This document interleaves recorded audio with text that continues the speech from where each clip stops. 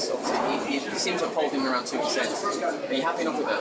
That's what it's looking like at the moment. And yet, so I had no experience or no understanding of politics before I entered. I entered because there's this one opportunity every 4 years to try and put new ideas, new potentials. And I just thought, I can't sit through another election cycle without people raising the potential of us having a really rich, sustainable future. And I managed to get those ideas out there as far as I could, sort of zero advertising budget.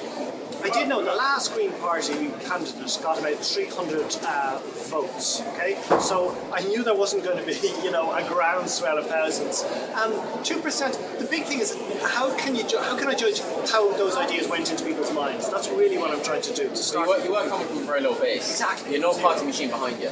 Just me, yeah. And has that put you off maybe perhaps running again, or will you consider it? Yeah, so I made this one promise to myself that I wouldn't be sitting at home for this election cycle. I'd get out there and try and sell some ideas. If I find that people are interested in engaging with new ways of using the land and using community in Longford-Westmeath, I probably would, throw myself into it again. Whether I can't say I enjoyed the campaign. It's a struggle. It's a tough thing to do, but it's so enlightening. It's so rewarding. And so at the moment it looks like 2%. That's not the worst of all. It would be nice if it was bigger, I suppose.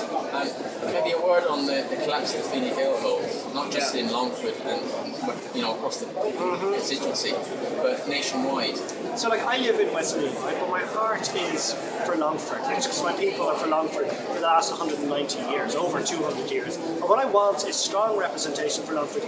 When international companies come, Longford is right outside Dublin, okay? So we are this expansion zone for Dublin. What we need is international representation that will look confident and look confident. We haven't had that in Longford so far. So that's what I want, is someone who can represent us.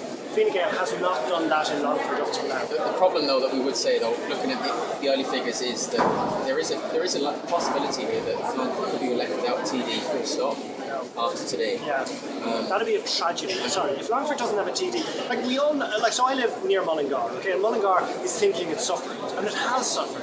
But until you go and see Longford, and you realise, first Longford has way more opportunities because there's way more space, prices are less for housing, but it is not getting the attention. And as you say, without a TD from this area, that is a tragedy. It's a genuine tragedy.